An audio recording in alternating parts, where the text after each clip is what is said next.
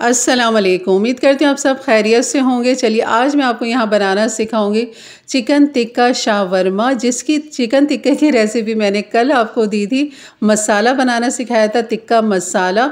और यहाँ पर अब हम चिकन जो है इसकी कटिंग कर लेंगे। यहाँ पर तकरीबन 200 ग्राम मैं यहाँ पर चिकन ले लूँगी, जिसकी मैं जूलियन इस तरह कटिंग कर लूँगी शावरमा के लिए।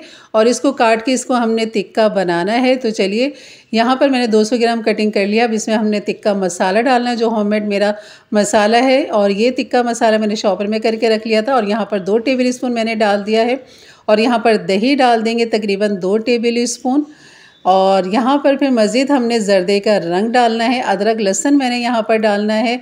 और अदरक लहसुन 1 टीस्पून यहाँ डाल देंगे। हाफ़ टी स्पून मैंने यहाँ पर नमक डाल दिया है। और ज़र्दे का रंग भी मैं मज़ीद डालूँगी, जैसे कि कल मैंने कहा था कि थोड़ा सा कम रह गया ज़र्दे का रंग, तो आप 1 टेबल स्पून डालें।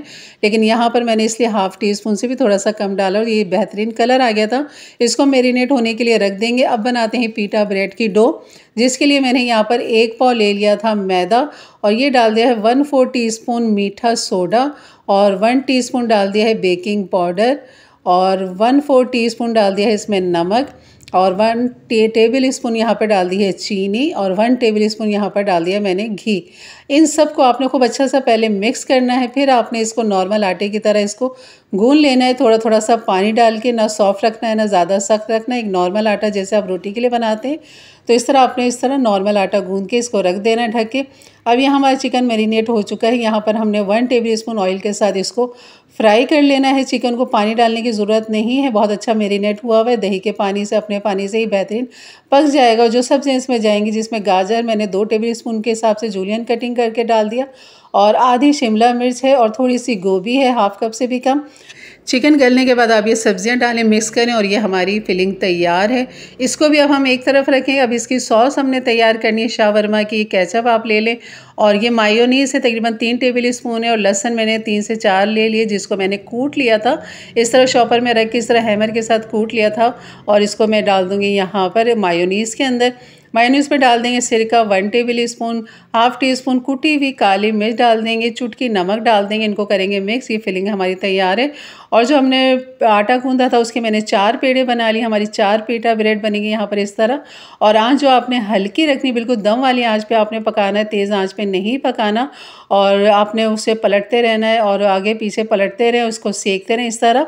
मार्क ना इसमें ज़्यादा, बिल्कुल हल्के फुल्के आ जाएँ तो चलेगा, लेकिन ज़्यादा मार्क ना आए। जैसे कि ये बिल्कुल बेहतरीन है। ये हमारी रोटी बिल्कुल पक चुकी है। जैसे ही ठंडी हो जाए बस आप इसके ऊपर लगाएं केचप। और जो हमने गार्लिक मायोनीज़ बनाई थी वो यहाँ डाल दें। अपनी सब्जियाँ और चिकन टिक्का जो हमने बनाया था वो यहाँ पर डाल दें, ऊपर मायोनीज़ डाल दें। और ये इस तरह हमारी बेहतरीन सी शावरमा चिकन टिक्का बेहतरीन तैयार है। रैप कर दें इसको बटर पेपर के साथ। और यहाँ पर ये बेहतरीन तैयार है।